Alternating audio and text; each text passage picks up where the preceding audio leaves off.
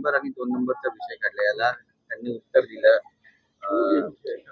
राजे आणि म्हटलं की आम्ही 1-2 नंबर हे अदली बदली करत राहतो. शिवाजी देसाई म्हणाले, याकडे तुम्ही नेमकं कसं पाहता? मी तिथंच बघितलं, आता परत बाहेर येऊन पाहायची गरज नाही.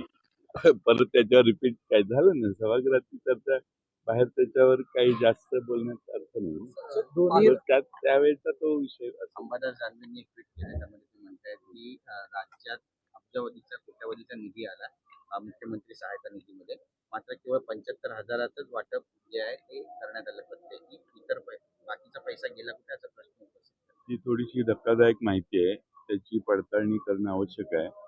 कारण एवढा मोठा निधी आला आणि वाटपच झालं नाही, असं जर खरं चित्र असेल तर ते गंभीर आहे.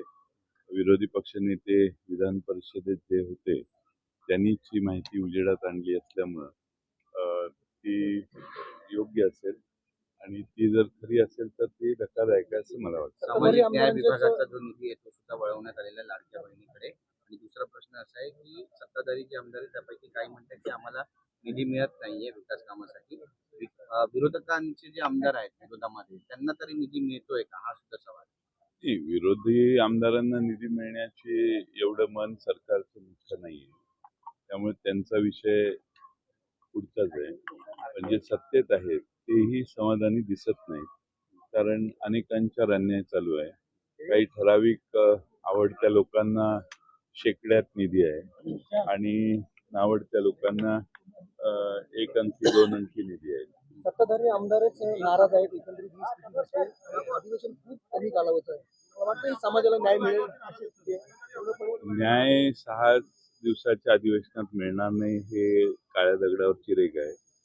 पण विदर्भातल्या शेतकऱ्यांचे प्रश्न, विदर्भातले अनेक प्रश्न आम्ही आज पुढचे 4 दिवस जे आहेत त्या 4 दिवसात मांडणार आहोत. विरोधी पक्षाच्या वतीने तरी हे प्रश्न मांडले जातील. चर्चा सुरू झालेल्या आहेत. भेट झाली, अजित पवार आणि शरद पवारांची भेट झाली. निमित्तांचं वाढदिवसाचं पण बातचीत झाली असेल. मला माहित नाही ना, मी नव्हतो तिथं, त्यामुळे मी त्याच्यावर कसं भाष्य करणार. आणि वाढदिवसाचा जेवण असेल तर सगळे येऊ शकतात. मुंडवा जमीन घोटाळा प्रकरणामध्ये विरोधक नेमके आहेत कुठे असं सवाल सत्ताधारी उपस्थित करत आहे, कारण पायऱ्यांवरती आंदोलन होत नाहीये. नेमकं आता विरोधकांची सत्ताधारी असा प्रश्न विचारू शकत नाहीत. हा तुमचा स्वतःचा प्रश्न आहे असं माझं मत आहे. कारण पायऱ्यांवर आंदोलन करण्याच्या विषयीचा जो विषय आहे, आम्ही सभागृहात सगळेच प्रश्न प्रभावीपणाने मांडतोय.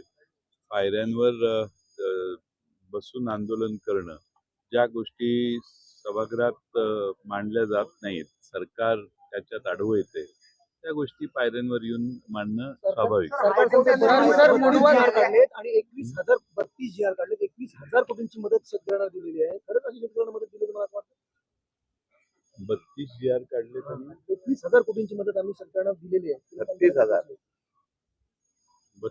जी आर काढले. 32 जी आर काढले मदतीची आणि 21,000 कोटी रुपयांची मदत शेतकऱ्यांना दिली. नाही, शेतकऱ्यांना मदत शेवटपर्यंत पोहोचत नाही. आणि बऱ्याच महाराष्ट्रातल्या वेगळ्या भागात अतिवृष्टीने त्रस्त असणाऱ्या, नुकसानीत असणाऱ्या शेतकऱ्याला ही मदत पोचलेली नाही, अशी महाराष्ट्रातल्या वेगळ्या भागात तक्रार आहे. लोक तक्रार करतात की विरोधी पक्ष म्हणून आमच्याकडे येते, म्हणून आम्ही आवाज उठवतो. त्यामुळं सरकार कितीही म्हणत असतं किती पैसे वाटले आणि किती नाही, मला वाटतं की लोकांना महाविकास आघाडीचा काही फॉर्म्युला ठरणार आहे, ते एकत्रच लढणार आहे असं म्हणतात. आम्ही महाविकास आघाडी म्हणून जिथं शक्य आहे तिथं सर्व ठिकाणी एकत्रित लढू. मुंडवा जमीन गैरव्यवहार प्रकरणी हायकोर्टाने असं सांगितलंय की पार्थ पवार यांचं नाव का नाही, असा प्रश्न जो येतो उपस्थित केला. हा काल मला प्रश्न विचारण्यात आलेला, त्याच्यावर मी काल बोलून झालेलं आहे. पालघर जिल्ह्यामध्ये सध्या सीमावाद झालाय. बेवजी एका बेवजी नावाचं गाव आहे महाराष्ट्रातलं. 500 मीटर आत आणि त्यामुळे त्या गावामध्ये आता गोंधळ निर्माण झालाय, वाद सुरू झाला. मला त्याची तपशीलात माहिती नाही. सर रवी राणा म्हणते की बिबट्याला पाळीव प्राण्याचा दर्जा द्या आणि बिबट्याला पाळण्याची परवानगी सरकारनं द्या. आज सकाळी पण आम्ही बघितलं की इथे विधान भवनामध्ये कुत्रे पकडण्यासाठी नागपूर महापालिकेचे कर्मचारी आले होते आणि कुत्रे पकडण्याचा बराच प्रयत्न केला, पण कुत्रे पळून गेले. ज्या सरकारला कुत्रे पकडता येत नाही ते बिबटे काय पकडणार, हा दुसरा प्रश्न त्यातून उद्भवतो. रवी राणांचा जे दृष्टिकोन आहे की त्यांना पाळीव प्राण्याचा दर्जा द्या, त्यांनी पाळावे.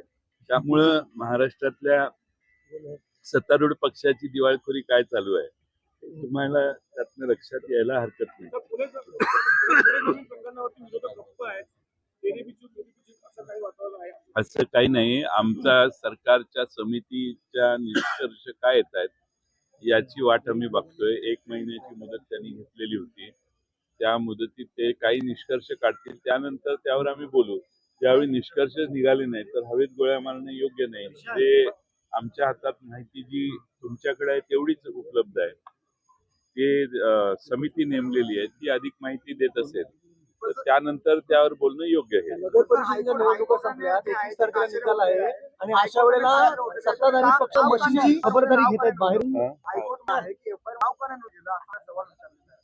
पण जे सही करतात ते पहिल्यांदा जबाबदार असतात. त्यामुळे जो करार करू त्या केल्यानंतर त्याच्यावर जर गुन्हा दाखल झाला पुढच्या इन्व्हेस्टिगेशन मध्ये त्या कंपनीमध्ये कोण कोण काय आहे हा सेकंड थॉट आहे. तो इन्व्हेस्टिगेशन मध्ये झाला तर आवश्यक असेल तर त्यावर पुढचे पावले जातात. सत्ताधारी फक्त त्याच दिवशी सगळ्या गोष्टी होत नाहीत ना, प्रोसिजर आहे. ज्या मशीन्स आहेत ठेवलेल्या त्या मशीनच्या संरक्षणासाठी सत्ताधारी पक्षाच्या विरोधी सगळे लोक बाहेर बसलेले आहेत, रात्रंदिवस पहारा करतात. हे कशाचं द्योतक आहे?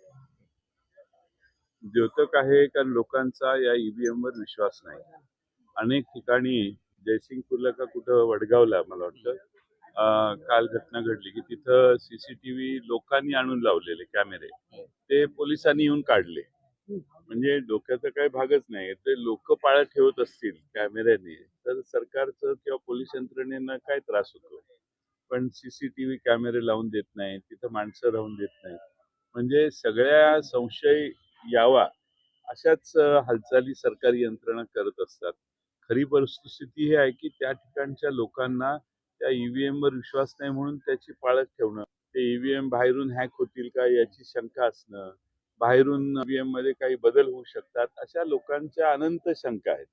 म्हणून मी सतत सांगतोय की निवडणूक आयोगाच्या या निवडणूक पद्धत लोकांचा विश्वास कमी झालेला आहे. निवडणूक आयोगाने बॅलेटवर निवडणुका घेतल्या तर निवडणूक आयोगाला देखील काहीतरी अर्थ निर्माण होईल. सरकारने कायद्यात बॅलेटने निवडणुका घ्याव्यात हा ठराव मांडला तर महापालिका आणि जिल्हा परिषदा पंचायत समित्यांमध्ये त्यांनी सत्तारूढ पक्षाने मिळवलेल्या विजयावरही शंका असते. मग त्या ज्याचा विजय होतो त्यालाही समाधान नाही आणि ज्याचा पराभव होतो त्यालाही समाधान नाही. त्यामुळं बॅलेटच्या निवडणुका ज्या पूर्वी होत्या त्याच करणं योग्य आहे. थँक्यू.